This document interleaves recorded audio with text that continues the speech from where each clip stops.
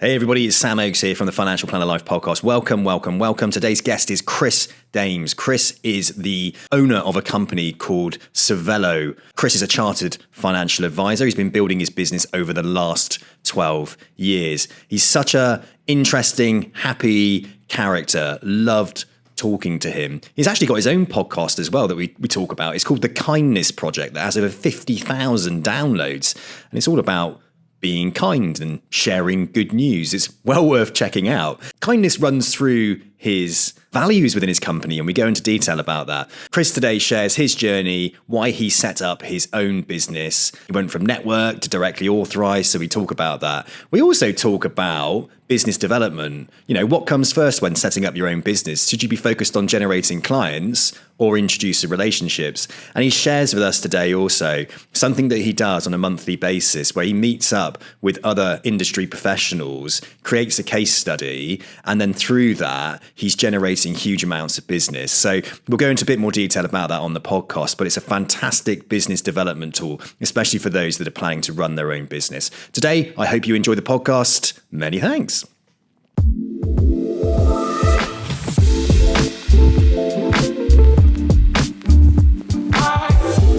Chris, thank you so much for joining me today on the Financial Planner Life podcast. How are you? I'm well, Sam, and it's a pleasure to get involved. I'm really excited about what we're going to talk about today. Excellent. Great. Well, you're in the right place, Chris, because we'll talk about financial planning careers. That's what the podcast is all about. Yeah. And it's fantastic to get somebody on who actually runs their own business, not only runs their own business, has done it for 12 years and is directly authorized. So there's plenty of people out there sitting in an employed role as a financial planner thinking, if only I ran my own business, wouldn't life be... Well, I mean, I think one thing you'll get from me is the brutal honesty in terms of the pros and the cons. So, right. So there, and certainly there's plenty of both. Fantastic. Well, this is exactly what we want, is the complete and utter honesty. That's what the podcast is all about. I'm sure there'll be lots of inspiration there as well, not just the worst parts of running your own business. Well, look, I wouldn't be sitting here if it didn't work for me, right? But there's certainly. I always come to this sort of conclusion that to do anything in life, the pros have got to outweigh the cons, haven't they? So right. I absolutely love it. I'll tell you what then, Chris, let's start there then. You know, you run your own business. You've been running that for the last 12 years. Yeah. Let's just go to the very, very beginning. What made you run your own financial planning business? What was the sort of catalyst to do that? I think the catalyst was frustration. So I worked, my last corporate job was with independent financial planning business that was owned by AXA at the time. And AXA had effectively amalgamated a number of financial planning businesses together. And just the culture wasn't particularly right at the place that I worked. You know, it didn't reflect who I was as a professional, who I was as an individual. Arrogantly at the time, Sam, and I've learned the lesson for this over the past 12 years, I thought it'd be easier just to do better than that. And that's been a learning journey as well. So I came home, my daughter, who's 18 now and was 6 at the time, was there, and my wife was there, and said to Katie, look, I think I just need to take, instead of going back into another employed role, take this as a sign to start a business. And she went, what are you doing? Why would you ever want to take that jump? I said, well, look, if I don't do it now, what am I now, 45, so sort of mid-30s, early 30s at the time. I said, look, if I don't do it now, I don't think I'm ever going to take that jump. And, you know, I know that people do it at different stages of their life, but for me, it was really important to see whether we could do it then. And she went, oh, look, okay, trust you, believe in you, think it's really important for you to do.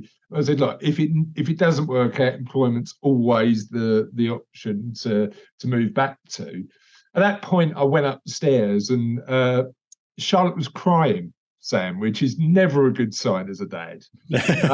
And I said to her, what's the matter? She said, well, I heard she was only a baby, and I'm 6. She went, Dad, you're leaving your job.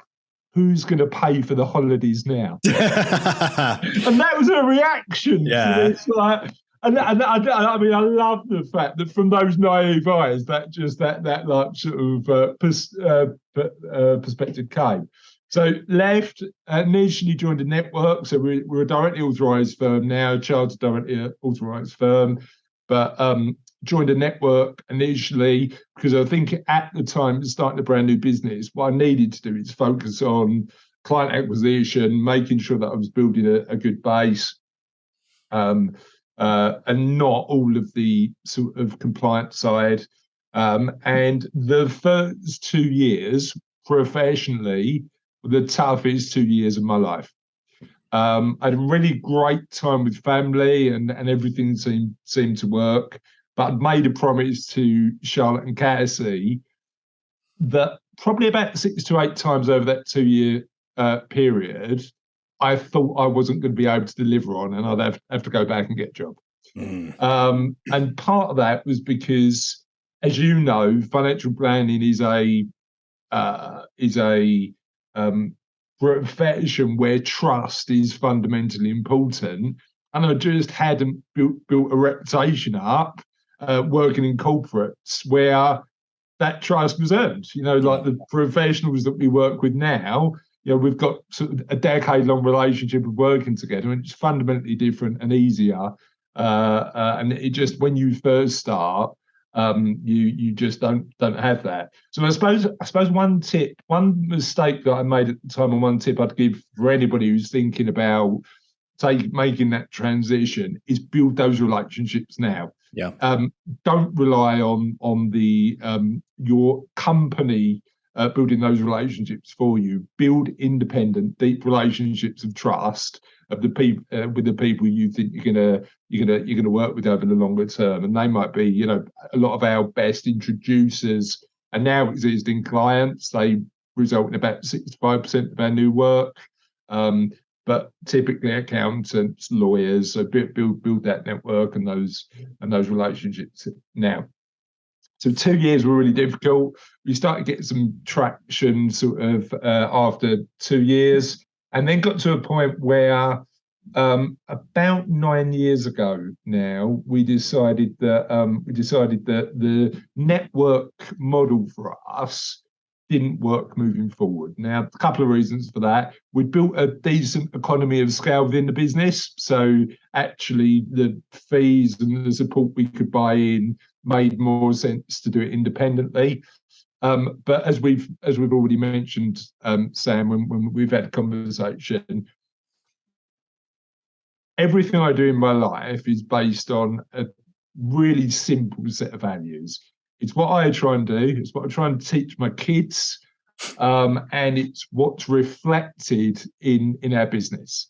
And they're really, as I say, they're really simple. So number one is fairness. So transparent pricing structures, making sure clients are aware of what they pay. I'm taking the brave move, and I'm sure we can talk about this later, of doing completely transparent pricing on our website now, which is a new one for me. But I read a book recently that had a really good argument to doing this, and I think I'm gonna take that jump. So fairness, making sure that sort of people know where they stand. Focus on improvement. Certainly, the business is better now than it was 12 years ago. And I hope as an individual, I'm better now than I was 12 years ago, and that journey continues. So how do we help our staff, help our team develop, make sure that we're making those incremental gains every day to be better for our clients and better for us? Fun. So we have got one really important rule at Cervello, and this is definitely a first world problem and something I wouldn't have been able to do at the start of the business. But the rule is we only work with clients we like. Okay. Now, the reason that's important is because I do love to work, but I want to make sure I'm enjoying it. And the satisfaction you get from helping somebody who you really engage with is fundamentally different than just dialing it in. So we choose to only help the people that we've got a really close, deep personal relationship with, and that makes our job fun. So that's important. And then the big one is do well, do good. We've been lucky enough over the past 12 years to grow the business to a sustainable level. We can still continue to grow, but we're certainly sustainable. And I believe in giving back. So if we've been lucky enough to make sure that we're never going to need to worry about money again, what can we do to make sure that we're in a position where we're helping others? Fantastic. Well, Chris, lovely overview. Thank you so much. That was really interesting. A couple of things have come up for me here in your journey. Let's go back to those first 2 years then. So they were the toughest time. Now, there's something that you brought up there, and you didn't say. I 100% agree with you around the building relationships. If you're in a relationship-focused role, such as financial planning, and you're planning on going into your own, running your own business, I always say to people, look, why don't you get a piece of paper and write down your A clients, your B clients, and your C clients. A being total advocates, you could pop down the pub with another pint. B being people that you work with, but pretty well. You could probably connect with them. And C being everybody else. I always say that to someone. I say, go away and do that, and then come back to me and let me know. But one of the things you brought in there, which I don't tend to sort of say as much, is around the introducers. Yeah.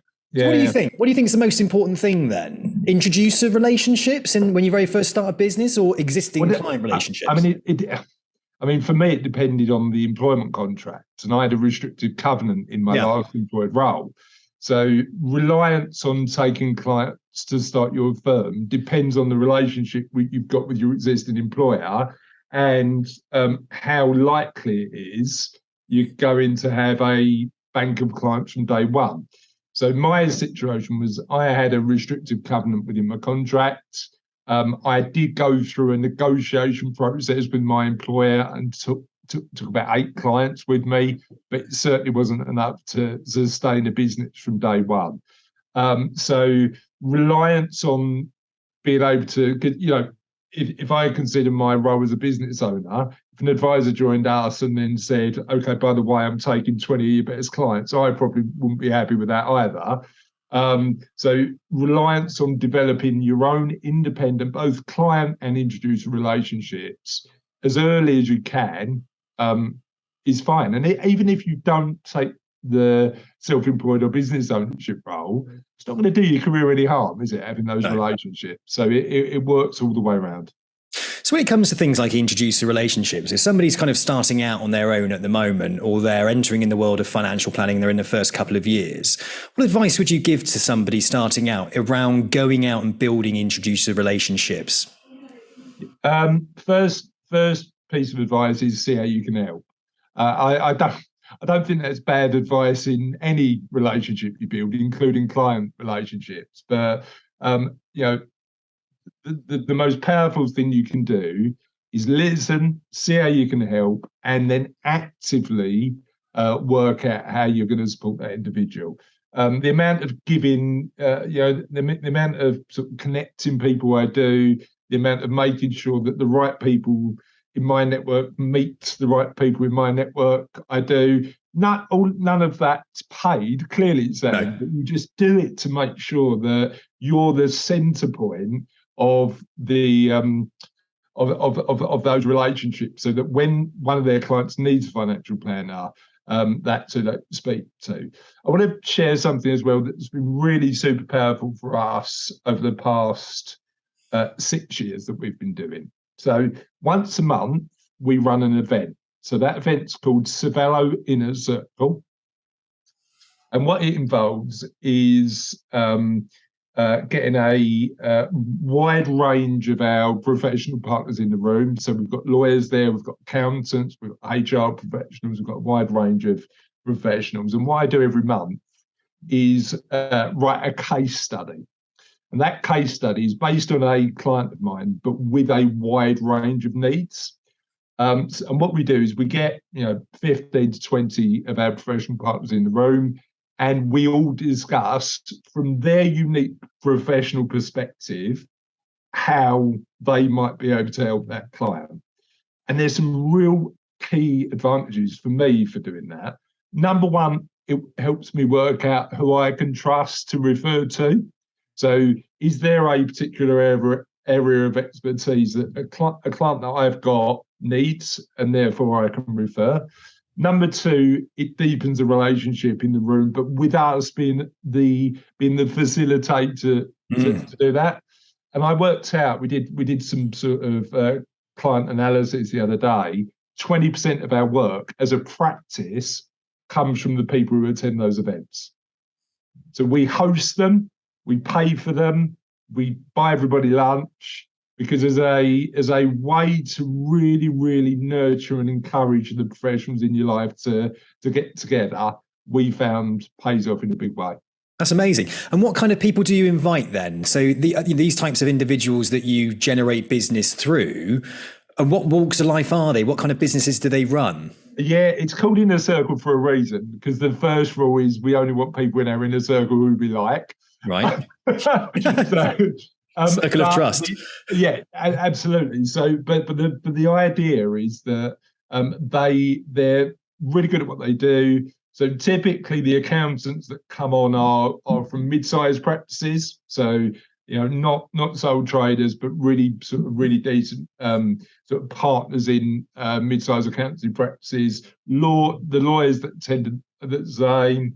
The business coaches tend to be fairly independent in terms of the way they add, but they need to have shown me that they can add value to a particular client through the conversations we've had.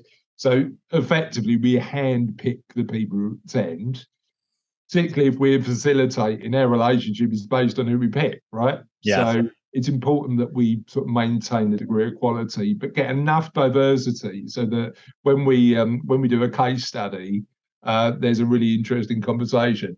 And then the other thing is I always try and throw, because I'm an 80s kid, I was born in 77. Yeah. I always try and make sure that all of the names in the case study are just reflect an 80s TV show that I love. So I think my latest one contained all of the names from Fraggle Rock, just to make it a bit of entertaining as we're doing it. So yeah, it's from a really fun to run, but from a business development point of view, deepening those relationships has been really important. And my experience has been, I don't need hundreds of professional connections. Actually, our experience in terms of growing our business is 10 good ones, 20 good ones of the right people in the room is far more powerful than just looser relationships. Chris, I'd like to just delve a little bit deeper into this, because I think the model that you've created there, this meetups model, this inner circle where you do generate business through professional connections, not everybody's doing that. And a lot of people struggle to do this. And I just want to dig a little bit deeper, if you don't mind. Yeah. So when you say you bring these people together, you do this on a face-to-face basis. Have you ever done it online at all, or has it always been face-to-face? I mean, every month during the pandemic, we ran it online. So, cool. And what was interesting about that, Sam, is we also used the online meetups as content. So we posted it on LinkedIn, it was posted on the website, because then it helps the people within my inner circle to promote themselves on our social media channels. Fantastic. So what we do find, though, is that it just works better face to face because of the sort of depth of the relationships you build. But yeah, certainly doing it online is feasible. You mentioned as well that you facilitate it, and there was a case study there. Can you just sort of, so when you facilitate it, because you're the only financial planner in the room, I take it, yeah? Interestingly, we have invited other financial planners into the room who are interested in adopting the concept. Right. So okay. If I've spoken to a financial planner about what we do and they want to experience it, again, do well, do good, Sam, is one of my big things. So if I can support somebody who's thinking about how to market their business and this idea might be something that they can use, it's probably best for them and for actually me helping them to just invite them in for a time. But if they turn up once a month, I'd probably have something to say about that. Yeah, I get it. No, I get it. Do you know what? I share all the time. I share things all the time. And recruitment was recruitment was one of those sectors where no one talked to each other. Whereas now I go in and I meet up with people. We sit down. I give them a bit of information about how to run a podcast and the success I've had off the back of it, and they give me information about other areas of maybe the market that I haven't worked in. It's really interesting. I mean, for a little while, and this was 2017 to 2019, I used to do advisor masterminds in London. And bunch of really good advisors getting together, sharing experience. And it's weird because, just doing that, I'm sitting there facilitating that and sort of setting up the venue and sort of and just asking the question at the start. And then I'm there with my notepad going, we don't do that, but we should. It's so powerful. Yeah. I mean, if you look at the numbers, Sam, in terms of the amount of advisors out there and the amount of clients we need to help, there's never going to be any real competition. No, not at all. Not at all. So all getting better just makes sense to me. I love the fact it's like that. It's not Jason Priestley, is it? It's Daniel Priestley. Daniel Priestley, key person of influence, isn't it? Yeah. And I read that book and I found that really, really helpful. And this is where I've positioned myself as a key person of influence underneath the financial planner life, within the financial planning profession. I want to be known as the go-to person when it comes to recruitment within the profession. It's quite as simple as that. But it comes through giving back information to those that you're trying to support. And it's so interesting because as a recruiter, we were never really we're kind of one of those, a bit like estate agents, I think. Not everybody loves a recruiter, but I'm getting a lot of love. I'm getting a lot of feedback and a lot of interest from those within the profession because I bring out of the profession experience and sharing and knowledge. But I genuinely think, like in your profession, certainly in ours over the past 30 odd years, the model has changed, hasn't it? It's not a sales model anymore. It's a relationship service model. Yeah. And the sooner we come to realise that, the sooner we realise that involves then the value add stuff that hopefully you do and hopefully I do. So you facilitate it. You have a case study. What do you mean? So you come up with an idea of what a typical type of client situation, and then you go out and pick the people that come along to your meeting. Is that how it works? How does it work? Yeah. So we've got. Within Inner Circle, we've got about 30 attendees that attend on a regular basis. In one particular meeting, we've probably got about 15 to 20 that come along. We do it all on Eventbrite because it's a really good platform to run it efficiently. And then I can see who's coming along, and then right within the case study, the elements where they might add value. So typically it's an owner managed business because a lot of my clients are owner managed business founders. And typically they might have, give you an example, thinking about exiting the business in 10 years. So how do they define value within the business or pass it on to their kids and, what to do on that? Employment law issues, because working with teams, there might be that. Managing the money and managing their cash flow, so an accountant can help with that. And then what do they do to efficiently plan for that exit and their own financial future?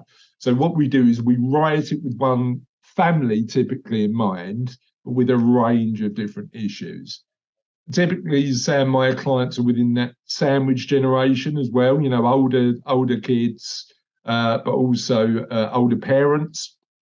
So effectively, a lot of it is around, power of attorneys, wills, care, all of that conversation. And what's interesting about it is the fact that you might have one line in a case study where the HR lawyer looks at it one way, the employment lawyer looks at it one way, the accountant looks at it another way, and as a financial planner, I might look at it in a different way. But that conversation is really interesting. Fantastic. And how long do these meetings go on for?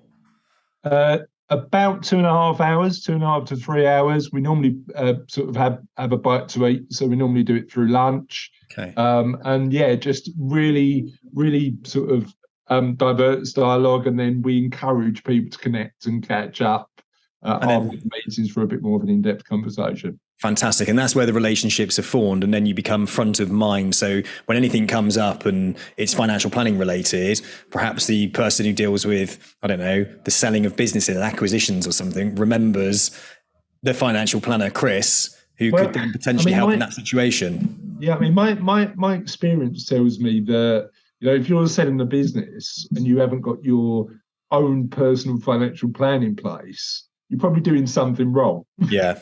Where does that sale of that business fit into your personal strategy? Thing is, right, I'm a business owner. I got like 22 guys working for me. We probably do 1.3 million this year. And it's like, and there's so many of us business owners that just haven't really thought about it, because you've just been literally holding on by the seam of your pants for the last few years, thinking like, and all of a sudden it's like, oh, hang on, I've got a business here that's now running and doing quite well. And of value, right? Yeah, and of value. Yeah. And I'm starting to look at it going like, well, hang on a second, what am I doing about my pension? What am I doing about my exit strategy? Because I'm 41 years old, and I'll be honest with you, Chris, I'm sitting here thinking, I'm not thinking about it properly at all. So I think I'm 45, so we're not a million miles away from. You've clearly got a lot more hair than me, Sam, which I'm getting a bit jealous of. But the reality is how often do we go, right, this is what we need to do, head down, work on the business, continue to grow and build it. And I think we all need somebody to turn around and go, right, is it time to lift our head up and go, what's that over there? Where is all of this heading, and what do we need to achieve? I don't think you do that alone. Certainly as a financial planner, we can add value, but if business sale is part of the overall strategy, getting an expert in to add value on that, I think, is probably part of our job. I get it. Building the right team to support our clients is the right thing to do as well. It's interesting. The meetups, I'm actually bringing out the Financial Planner Life meetups, and we're going to have one in every region of the UK, but we're going to start online and do it. Yeah. And the sort of model that we're going to approach is by bringing specific guest speakers in, like a kind of lunch and learn, and invite people to attend. And then we might do a piece on something like diversity and inclusivity in the recruitment process. And we might get an expert come in and talk about mental health within the business. It could be somebody talking about exit strategies, et cetera, et cetera. So I'm really looking forward to getting that set up. But this year, where I've set up the Financial Planner Life, and I'm starting to network in other areas. So I'm setting up lots of different sectors of Financial Planner Life, like Financial Planner Life, strategic partnerships with intermediaries like investment houses, fintech companies, and I'm bringing them all on the podcast. But I'm also creating like sort of networking abilities, a bit like like Octo members. Yeah, heard of Octo members. Yeah. So a bit like that. And I've been talking to him actually over there, and he's going to help me out. He's good, actually. Yeah, he's really open. Yeah, he's going to help me out with that. Oh, that's really cool. Yeah, no, I love where you are with that. And I think as a lot of people, as when you run a business, it's this kind of idea of like, well, and a lot of people do struggle with introducers. I speak to a lot of financial advisors that really struggle with how to develop introducer relationships. So what you shared there is really, really valuable. And it's something that you can look forward to. And as you said, at the center of it all is building meaningful, close relationships. 100%. And working on maintaining those relationships is the important thing for me, because I don't wake up in the morning and go, you know what, I don't think any of our clients either do this either, Sam. You know what, I really need to speak to Chris today. I really need a financial planner.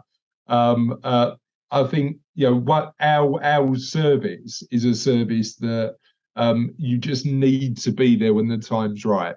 It's not something that you can sell. It's something you just need to be around when people are ready to buy. So if that's the case, how do we make sure, as you say, we're front of mind for the people that we know we've already got a relationship and trust with when they're ready to introduce us?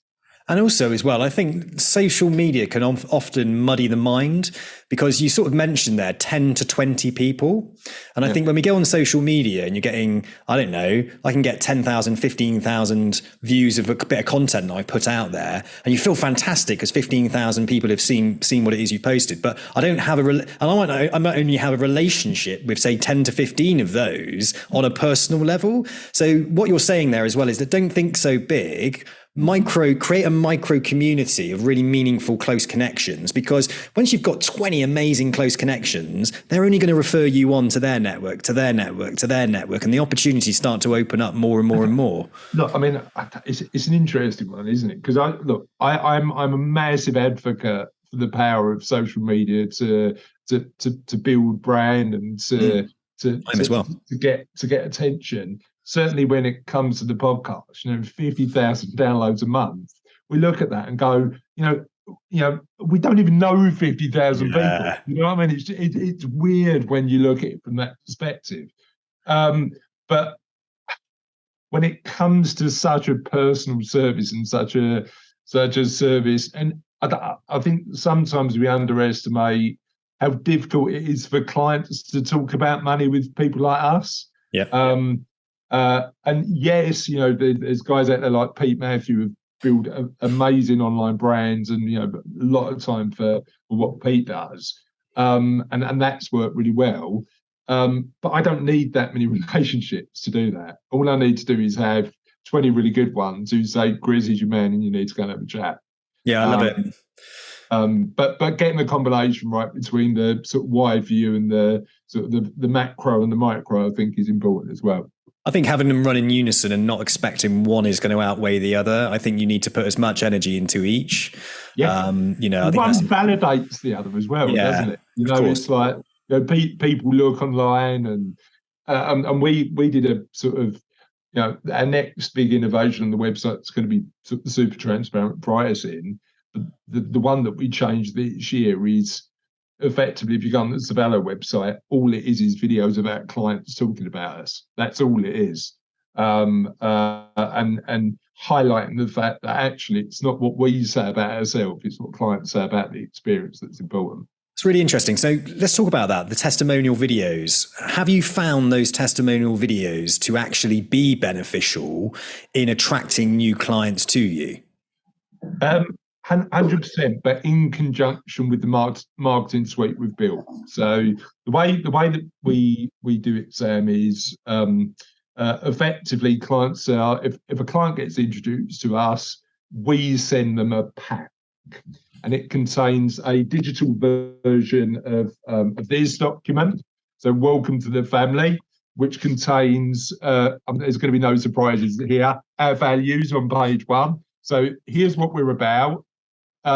If we're aligned on some of those values, it's probably going to work. A little bit about the process and a little bit about the service we deliver. We also send them a bio, our investment journey, and we actively ask them to do a bit of homework. So we say what we want you to do, because this isn't a decision you want to make lightly, because what we want is a long-term relationship with all of our clients. So if you're going to commit to us like we're going to commit to you, it's going to be over a 10 to 20 year period. So do some homework, make sure you're comfortable with working with us even before you start to meet with us. The bit that I was scared about and the bit that I'm only just pushing the button on is they'll now get a document saying this is what we cost, this is how we compare to the market, and this is what you get in terms of value. That will be another bit of homework that clients need to do. And effectively, what it does mean is that clients come in and see us, and our conversion ratios, for want of a better word, are pretty high because of the suite of materials they get even before they walk in the door. Oh, amazing. Cool. So you're a big investor in marketing then? That's important to you? Yeah, I mean, marketing is important, but so is thinking about the client journey. So what does a first touch with Cervello look like? How does that look, and how do we make sure that the process of working with us is as thoughtful as possible? I like that. I often don't think enough, and this is being honest, I often don't think enough about the customer journey. Yeah. Especially within my business. It can be quite transactional recruitment. Yeah. And I'm trying to develop more around the customer journey, the touch points, and how we communicate with people, how we get back to people, even if they haven't been successful, that kind of stuff. Just to make sure people are feeling like they are connected to us. So we're bringing a lot more automation into our business to help us do that. This is right interesting, really interesting, isn't it? Because it's the nature of finding a job is transactional, but the nature of finding somebody you trust to guide your career is potentially be a 30-year relationship, right? 100%. Once you find somebody, you do a good job with them, they always come back to you. They always, but the thing is as well with recruitment is that they're bombarded all the time with recruiters.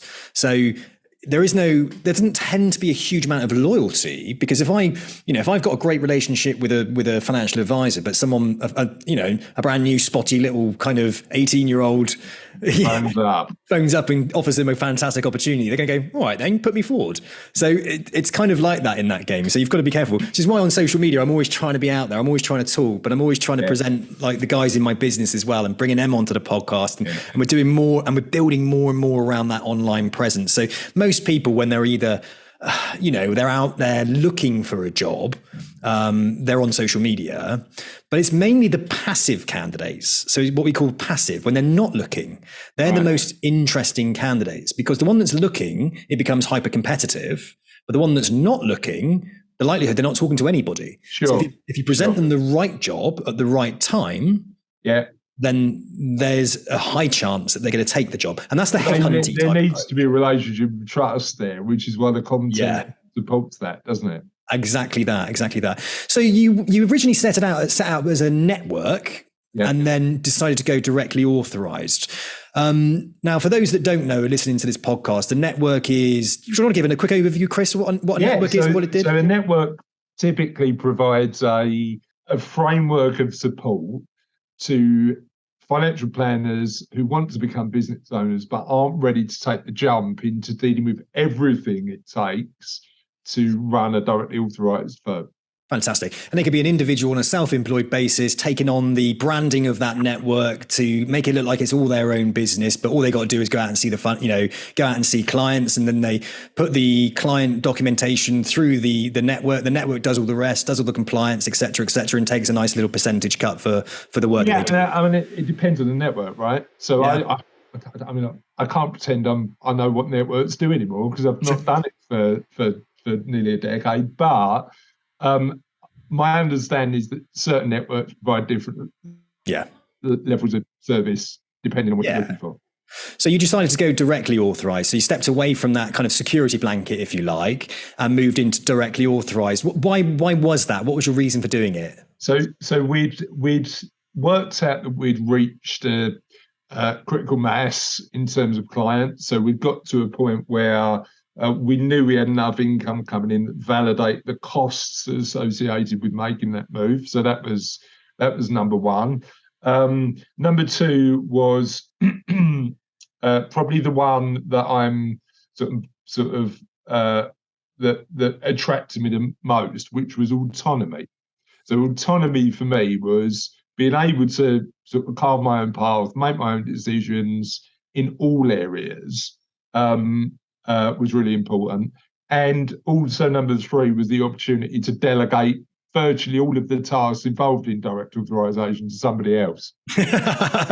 So what did you do? Did you employ somebody internally? Yeah, I mean, we're lucky enough to have a really good team at Cervello who appreciate that I'm not good at much, Sam, but the bits I'm good at, I should probably focus on. Oh, yeah.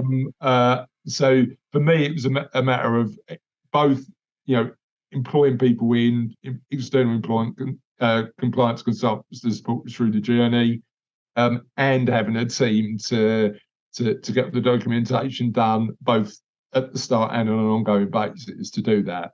But yeah, it wasn't. If it was completely down to me and we didn't have a team support, we'd still be with a network. You still go to the network, yeah, exactly. Great. So you've got some great guys and girls to lean on them within the business. Yeah, I think in terms of our progression, the biggest thing, and it's been a learning journey for me in terms of this, particularly over the last 6 or 7 years, like being really committed to what you're good at during your day, just trying to get rid of every other job to people who are going to be better at that particular job has been the biggest thing for me.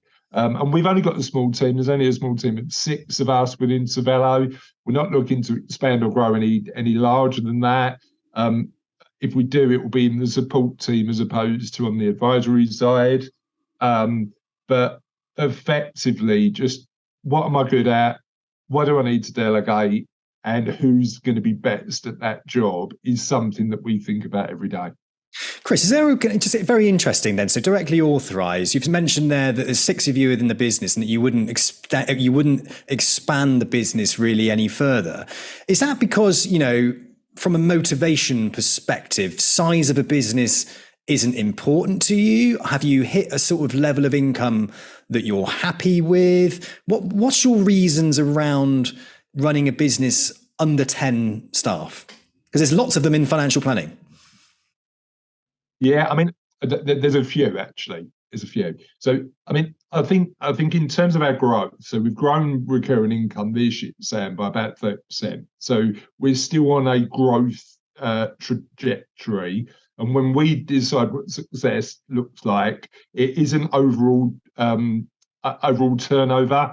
It's all about that value of the business in terms of recurring income. That's our sole financial focus. And again, as a values-run business, it's not all about the money. It's about the running a business that we can be really proud of. That's more important to me. In terms of staying at a relatively small size, it's really funny. I got really offended a few years ago when somebody said to me, funny enough, it was one of our introducers who said, "Chris, you've got an amazing lifestyle business." I was like, "How dare you? We're a chartered firm. We're this." We're like, hold on. Actually, it gives me an income that's really, really generous. It allows me to have fun every day at work because I get to help the clients that I want. It allows me to have autonomy and make my own decisions and choose what I want to do. That income's only going one way at the minute. That's good. But it does allow me to live a life that allows me to spend time with my kids. This year, my oldest daughter's 18, so she's up in Strathclyde at uni. But I took July off and went travelling with my daughter. Oh, that's fantastic. If I was running a 100-man business, would I feel guilty about doing that? I don't know. Maybe not. But that balance between life and money is one we talk to our clients about all the time, and one that I think we probably put money above life quite a lot. Yeah, I think we do. And we have this perception in our minds that when we earn that amount of money, then we'll be happy. When we have that house of that size, that car or whatever, that lifestyle that we think we should deserve, that then we'll be happy. When we actually have this ability to be happy right now, we can choose to be happy if we wanted to be happy. If we just put the brakes on a little bit and sort of accepted what we had and were grateful for what we had. Yes, nothing wrong with having aspirations and dreams and wanting to improve and innovate. These are all fantastic values and intrinsic values that I share. Yeah, 100%. But I can't live in that idea anymore, especially as a business owner, because I don't know about you, but I hit a point where I hit a brick wall. I was down, I was depressed, I was stressed, I was anxious, I was worried all the time. And I was always looking over to my left and looking at my right, thinking someone's got something better than me. And it was until I hit. What do you mean though? Like for me, like when I look at what's important, it's the memories I build with my kids. Yes. Right? So I and again with other people, with my wife and my friends, and all of that's really important. But literally taking a month off and just we ended up in Copenhagen when the Tour de France was on, and then in Munich when Munich Pride was on, and just got involved in 2 massive parties. And it's like and that was by accident. You turn around and go, we'll talk about that in 10 years' time. Yeah. That to me is, there's a really good book that I'd recommend that, if you've got aspiring financial planners and financial advisors, I think all of them should read this. It's called Happy Money by Elizabeth Dunn. And it talks about that relationship between happiness and money, and how experiences trump stuff every single time. That's one that I give to my clients all the time, and one that I talk about all the time. It's brilliant. Fantastic. We'll look that up and make sure to share that on the social post. Chris, you run your own podcast as well. Yeah. So just tell us a little bit about that. So it started off about 5 years ago. I mean, when I look back, Sam, it started off way before that. When you look at where your values come from, it's always interesting to look at where you come from. So because I'm an 80s kid and one from a particularly working class background, you look back and you go, well, what values did you get from your parents and your mum and dad and stuff like that? And kindness has always been something that my mum, who I lost in 2019, unfortunately, really advocate for. And I remember when I was about 7 or 8, I was sitting in a really drafty, like sort of school hall at assembly. And the teacher stood up and went, well, we've got a gift for who we think is the kindest child. I was like, all right, who's this going to be? And like, it clearly weren't Trevor, because Trevor was the troublemaker who was like, at the time, throwing his pencil case up the wall, making too much noise. And they called out my name. And I thought, we've got a gift for you, right? So I was like, okay, wandered up to the front and picked up this gift. And I thought, what is it? Is it going to be a Commodore 64 or like an arcade machine? No, it was a blue plate, right? It was like this really like, so that meant that for the next 6 months, I got beat up quite a lot. But also my mum, when I went home with that plate, and I was a bit embarrassed about it, my mum was really proud. Right. Then fast forward to 2019, and again, as I said, my mum passed away in 2019. She said to me, you know what? I'm really proud of what you've done with the business and the kids and stuff like that. And I've got a surprise for you. And it's an emotional time because we found out she had terminal cancer. She went, I've got something you haven't seen for a long time. And out of the cupboard, she brought out this blue plate. And I hadn't seen it for decades. And now, Sam, I'm in floods of tears, aren't I? Because it's like she's kept it. So I think when I look back at where kindness comes from in my life, it probably comes from my mum, a value that she installed as important all those years back. But about 5 years ago, I was looking at the world thinking, all I hear is bad news. Surely there's people doing amazing stuff in the world, and I'd like to learn from them. What's the easiest way of just picking people's brains that you admire? As you know, it's to have a podcast, isn't it? Yeah, right, it is. Yeah, definitely. So effectively, all you need to do then is go, you're interesting. I think I could learn a bit from you. How do I engage something that allows me to have that conversation? So there was that. And then the other element was Charlotte was 14 when we launched the podcast. And I was worried about continuing to develop a relationship with the teenage daughter because I was worried she'd never talk to me again. So having this project, the kindness project that we worked on together, allowed us to just like get together and have a chat and invite these guests on. And it's weird because, you know, if it never gained traction, I wouldn't worry because it still allowed me to interview loads of amazing people and build something unique with Charlotte. But it has become popular, so much so that, as I said to you earlier, we get about 50,000 downloads a month. That's amazing. Of people. So there's a real appetite for this stuff, which we didn't expect at the start. And we've just coming up to publishing the book, which is all the stories of what I've learned from amazing people over the years of hosting the podcast. Which is exactly how I heard about you, because Keith Boyes, who was on my podcast, shared your book because he wrote a testimonial for the book. He did. And Keith's amazing because he introduced guests to the podcast the other day. So, you know, when people hear about this stuff, they go, right, this is an interesting fellow Chris should speak to, and that happens. But also Keith showed me a real example of kindness when he I was mentioning earlier, sort of 2016 to 2019, I used to do these advisor tables. Keith emailed me and said, look, you've run your firm for a little while. Can I come down and have a chat? And I said, well, look, actually, on the day that you're down, we've got an advisor roundtable. Why don't you come to that? And after he attended and hopefully got some value out of it, he sent me this handwritten card, which actually I felt was a really kind gesture and something I appreciated. So he ended up in the book. That story ended up in the book. So that's where that relationship developed. That's really inspiring. And I have a 6-year-old daughter. And if I'm still podcasting when she's a bit older, I think right now it'd probably make quite an interesting podcast, actually. Me and Isabella talking. Gosh, she's so funny. But I think that's a fantastic way also to build that deeper relationship with your daughter. And I'm really looking forward to doing something like that.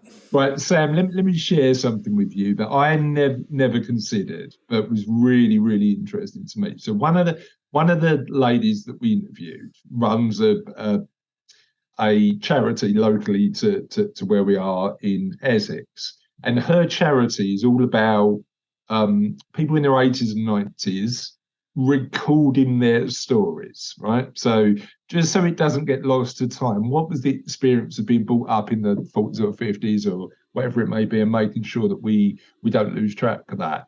And Chris, who's a lady, said to me, you do realise you've sort of built a bit of an audio treasure trove by recording the podcasts. I was like, what do you mean? She went, well, you and Charlotte can look back in 20 years' time and go, do you remember when we did that?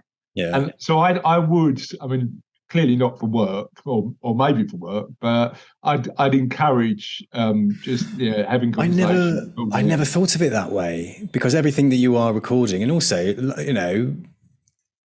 perhaps when you're no longer for this world, she might well go over those episodes and remember that amazing. Oh, that's actually making me feel quite emotional. That's really sweet. I think you're absolutely spot on. never thought about it that way.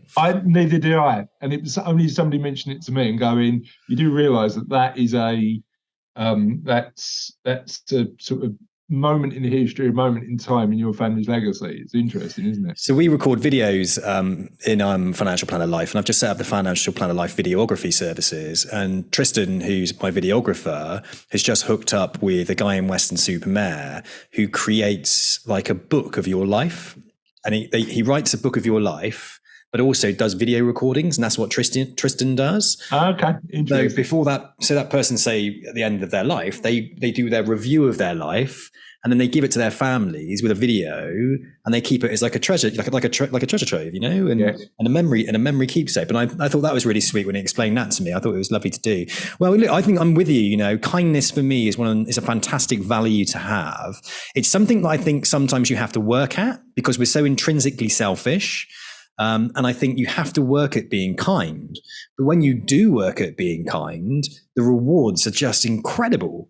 Like, where I've actively gone out to be kind and I've had to work at it, the things that come back to me, even if it's just a feeling of like reprogramming my brain to recognize that doing good makes you feel good, not buying something makes you feel good, for example. So here's my philosophy on that, Sam. And again, I appreciate the fact that it's only my perspective on the world.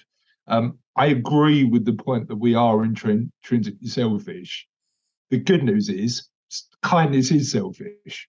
Yeah. Because kindness makes you feel better. That's true. Right? Yeah. So effectively, I mean, we talk about it on the podcast quite a lot. It's like, doing good for others triggers all of those amazing chemicals in your body that make you feel amazing as well. So my perspective on it is, I know kindness is selfish because it makes me feel better. So I can, selfish as a negative term is actually flipped on its head for me, because actually I can frame it in a way that I can help other people be selfish because I know it helps me. Yeah. And therefore I can be both kind and selfish at the same time. Even the being kind to yourself, I think some of the biggest struggles that we do have is being kind to ourselves. We always think kindness to others, and we try that. And some people are overly too kind, people pleasing other people.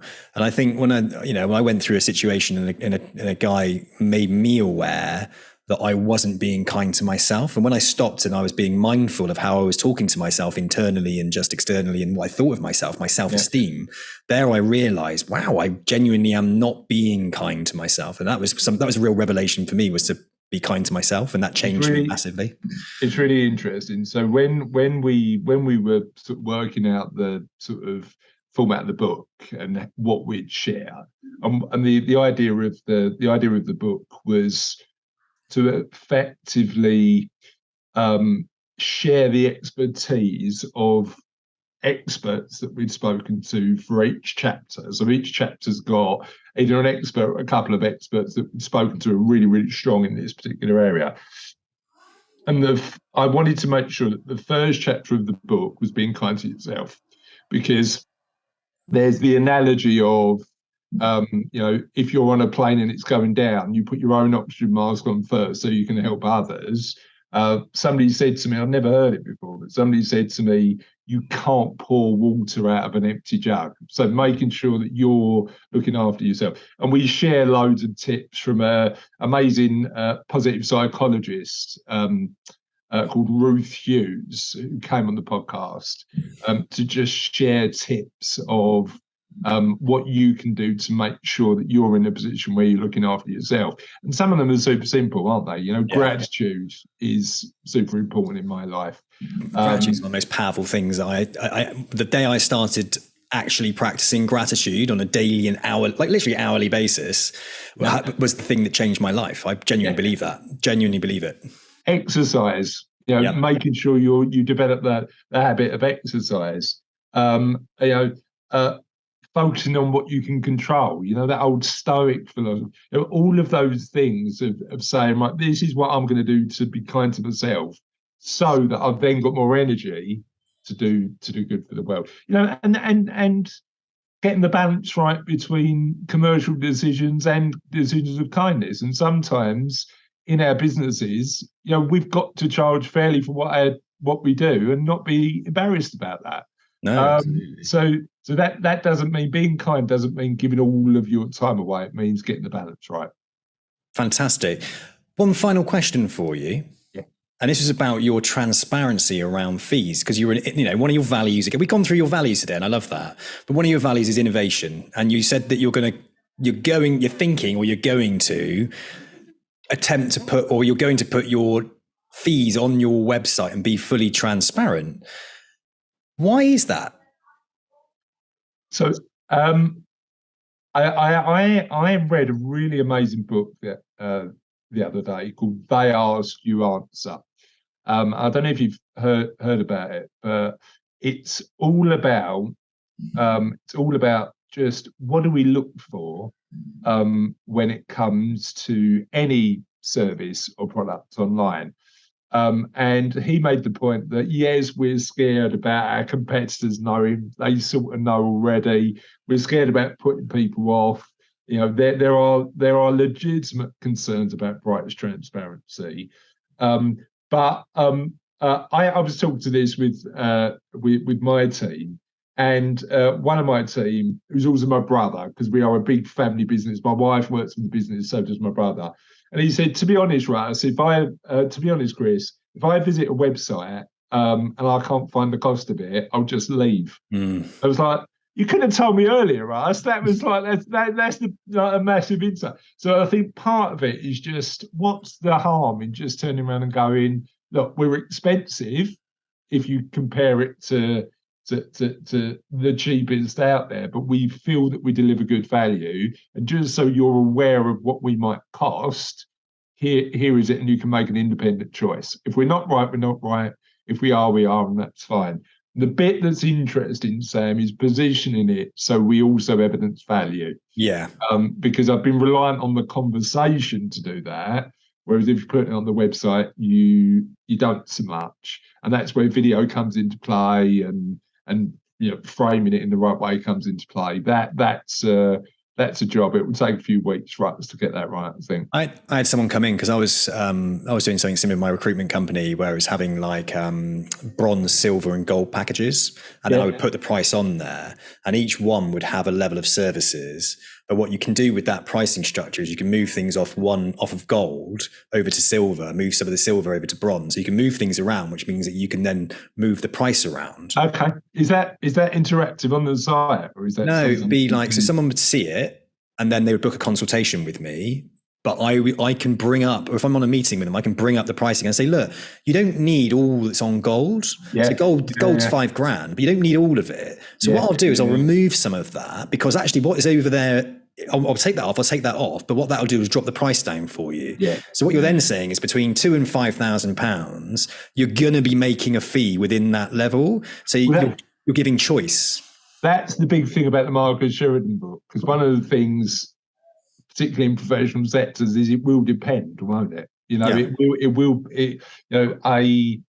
For us, a £3,000 client might sort of need less than a £5,000 client. So all he suggests in the book, and I'd certainly recommend your viewers and listeners read it, is just to arrange. It could be between this and this. We'll do the consultation, but at least then people are expecting that conversation, and it's not hidden. I think it just helps develop that relationship of trust if you can be as transparent as you can about as many aspects of your business as you can. No, I love it, Chris. Fantastic. Chris, I've got to stop the podcast here, but I could talk to you all day. I think I'm coming on your podcast soon. I think you are. Yeah. So I want to pick your brains about kindness in business, how that manifests itself in your organisation, and the B Corp experience. Because one of the things that I want to do in my sort of business ownership journey is move into B Corps at some point. It's not one we've done yet, but it's one we may do. So you're my expert on that. Fantastic. Well, I'm looking forward to coming on the podcast and sharing my my knowledge. It's different when you're the other way around, isn't it? Like when you're the interviewer and then you become the interviewee. It's quite daunting. It's funny because I've got so comfortable asking questions. Yeah. Doing it the other way around, it'd be interesting. But like you have today, Sam, and I thank you for this. I promise you it'll be a really fun experience. Fantastic. Chris, been an absolute pleasure talking to you today. Thank you for sharing so deeply around your journey and the Kindness Project, that people can go out and listen to that podcast. Over 50,000 downloads. You were jealous of my business size. I'm jealous of your 50,000 downloads. That's incredibly impressive. And the work you're doing there, I just think is fantastic. And you put goodness out into the world, goodness comes back. We need to be sharing more good, less of the negative scaremongering tactics that we see on the BBC website and the newspapers every single day at the moment. I think everybody's miserable. We don't need more crap, do we? Let's talk about the good things that are happening, because there's plenty of good things that are happening. And as soon as you open your eyes and start looking out for it, it's there. Fantastic. Chris, absolute pleasure. Thank you so much.